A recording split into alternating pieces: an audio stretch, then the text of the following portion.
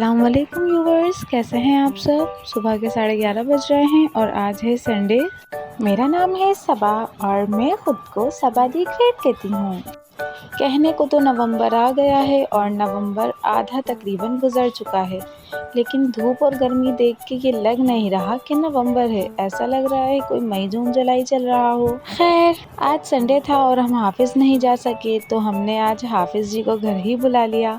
मतलब कि हाफिज़ से नाश्ता मंगवाया था। सब ने साथ नाश्ता एंजॉय किया। फिर मैंने चाय बनाई, चाय पी, घर के सारे काम किए। कुछ कपड़े थे तेल लगाने के लिए, तो वो तेल लगाए और बड़े शहजादे को रेडी करके भेजा उनकी नानों के साथ, जो कि जा रही थी मेरी फूफो के घर।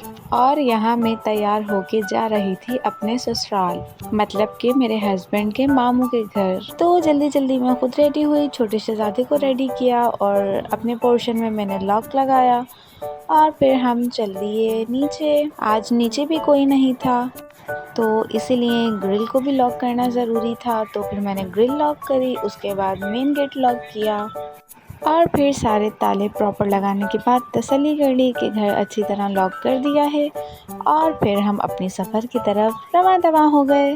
और ये कोई हम घर से निकले थे तकरीबन 4:15 साढ़े 4 बजे के करीब, और इस टाइम भी बहुत ज़्यादा तेज़ शदीद धूप हो रही थी, जो कि छोटे शहजादे को कुछ परेशान कर रही थी, मगर फिर भी उनको आगे ही बैठना है। और फिर थोड़ा आगे पहुँचे तो पता चला कुछ फ्लाईओवर्स बन रहे हैं, तो इस वजह से रोड बुरी तरह जैम है। तो यहाँ ये आधी साइड बंद की हुई थी इन्होंने, फ्लाईओवर की काम हो रहा था कुछ, जिसकी वजह से बहुत ज़्यादा ट्रैफिक जाम था और हमें बहुत ज़्यादा देर लग गई पहुँचने में। जैसा कि आप लोग देख ही रहे होंगे कि हर तरफ गाड़ियाँ ही गाड़ियाँ नज़र आ रही हैं, आती हुई भी और जाती हुई भी। अच्छा, रास्ते में कोई तकरीबन 3 फ्लाईओवर्स आए होंगे और यहाँ पे तीनों फ्लाईओवर्स की एक एक साइड बंद की हुई थी, जिसकी वजह से ट्रैफिक बहुत ज़्यादा जाम था और बहुत ज़्यादा टाइम लग रहा था। कराची का सिस्टम समझ में नहीं आता है। काम जबकि सिर्फ एक फ्लाईओवर पे हो रहा था, लेकिन बंद इन्होंने तीनों करे हुए हैं, जैसे कि तीनों फ्लाईओवर्स पे काम चल रहा हो।